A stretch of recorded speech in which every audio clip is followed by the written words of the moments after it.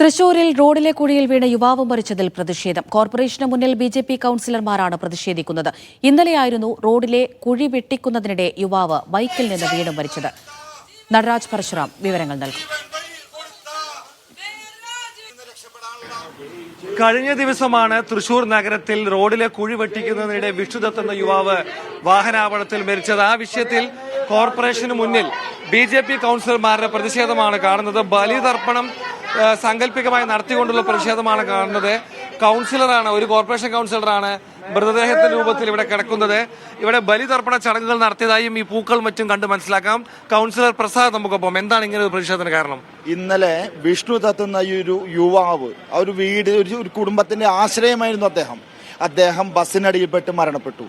കാരണം ഒരു ഗട്ടറിന്ന് ഒരു കുഴിയിൽ നിന്ന് രക്ഷപ്പെടാൻ വേണ്ടി അദ്ദേഹം വാഹനം വെട്ടിച്ചതാണ്, 2 വീലർ വെട്ടിച്ചതാണ്. അതിനിടയിൽ ബസ് വന്ന് അദ്ദേഹത്തെ ഇടിച്ചു തെറിപ്പിച്ച് അദ്ദേഹത്തിന് മേൽക്കൂടെ ബസ് കയറി ഇറങ്ങി. ഇതിനൊരു കാരണം ആ കുഴികളാണ്. കുഴികൾ അവിടെ മാത്രമല്ല, കോർപ്പറേഷന്റെ എല്ലാ ഭാഗത്തും കുഴികളാണ്.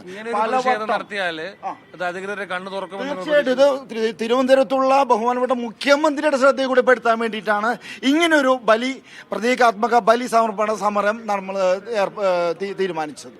ഇല്ലെങ്കിൽ കാര്യമില്ല. കാരണം ഈ മേയറടുത്ത് നമ്മൾ പലവട്ടം പറഞ്ഞിട്ട് അദ്ദേഹം ഒന്നും ചെയ്യുന്നില്ല. പുല്ല് വിലയാണ് അദ്ദേഹം കൽപ്പിക്കുന്നത്. ഇന്നലെ റോഡിൽ കടന്ന് പ്രതിഷേധിച്ച കൌൺസിലർമാരിൽ ആതിരയുമുണ്ട്. ആതിര, എന്താണ് ഈ വിഷയത്തിൽ നിങ്ങൾക്ക് പറയാനുള്ളത്?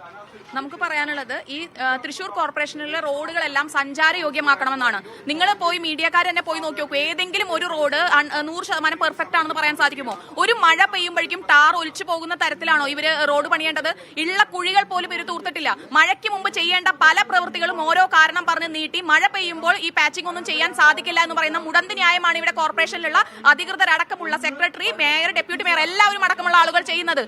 ജനങ്ങൾക്ക് ഇവിടെ സുഗമമായി സഞ്ചരിക്കാനാണ് റോഡുകൾ. ഇപ്പൊ റോഡുകളും തോടുകളും ഒന്നയക്കുന്ന അവസ്ഥയാണുള്ളത്. എന്തായാലും പ്രതിഷേധം വലിയ രീതിയിൽ തുടരുന്നുണ്ട്. കോർപ്പറേഷൻ മേയർ ഇതുവരെ കോർപ്പറേഷനിൽ തിരിച്ചെത്തുകയോ പ്രതികരിക്കുകയോ ചെയ്തിട്ടില്ല. മേയറുടെ പ്രതികരണം എന്താകും ഈ കാര്യത്തിൽ എന്നുള്ളതും ഇനിയും അറിയേണ്ടതുണ്ട്. തൃശൂരിൽ നിന്ന് നടരാജ് പരശുറാം, മീഡിയ 1.